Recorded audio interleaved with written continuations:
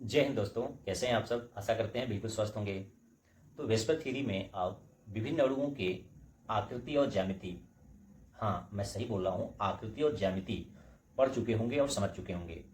जिन बच्चों को आकृति और ज्यामिति में अंतर पता है तो अच्छी बात, जिनको नहीं पता है मैं आज उसको बताने वाला हूँ और उन अणुओं को, कुछ सरल अणुओं की वास्तविक आकृति को 3D मॉडल्स में बताने का प्रयास करूँगा। तो आज आपके जो कन्फ्यूजन है कि कोई अणु वास्तव में 3D कैसे दिखता है, आज दूर हो सकते हैं यदि आप वीडियो को ध्यान से देखेंगे। तो चलिए आज हम दिखाएंगे आपको चतुष्फल की जो संरचना यानी आकृति होती है किन किन अणुओं को होती है, और उनमें से एक किसी अणु को हम लेकर एग्जाम्पल एक्सप्लेन करेंगे। तो सबसे आप ज़्यादा पढ़े होंगे मीथेन की आकृति चतुष्फल की होती है, जिसको केमिस्ट्री के लैंग्वेज कहें तो टेट्राहेड्रल होती है। और जो मैं अभी बोला कि आकृति और ज्यामिति, तो आकृति और ज्यामिति दोनों की बराबर कब होती है और आकृति और ज्यामिति दोनों में अलग क्यों होती है, कब अलग होती है?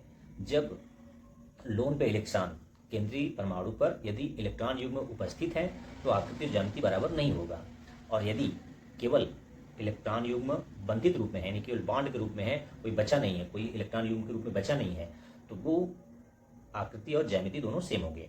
तो सबसे पहले हम आज बात करेंगे टेट्राहेड्रल यानी चतुष्फल की अणु की वास्तविक 3D मॉडल कैसे होता है।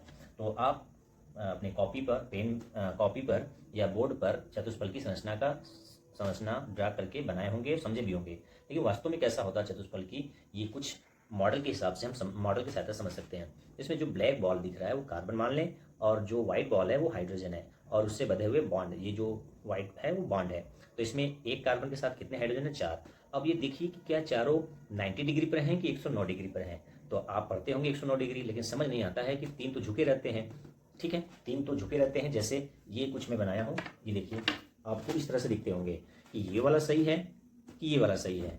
ठीक है, तो ये वाला तो 90 डिग्री दिख रहा है, ये चतुष्फल की तो होगा नहीं। वास्तव में ये बॉन्ड समझने के लिए केवल बनाया जाता है, और वास्तव में इसकी ज्योमेट्री कैसी होती है? ऐसा है। इसकी आकृति और ज्यामिति दोनों एक है।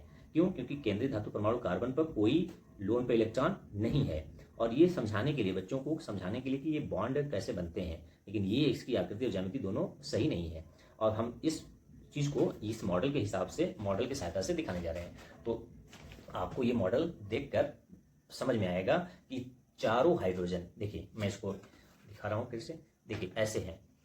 ठीक है, ये कार्बन, 4 हाइड्रोजन, चाहे जहां पर आप जिस तरह रख दीजिए आपको ऐसे दिखेगा। तो जो ये 1 2 3 तीन नीचे झुके हुए दिख रहे हैं, एक पीछे, जो ऊपर दिखता है वो पीछे दिखता है।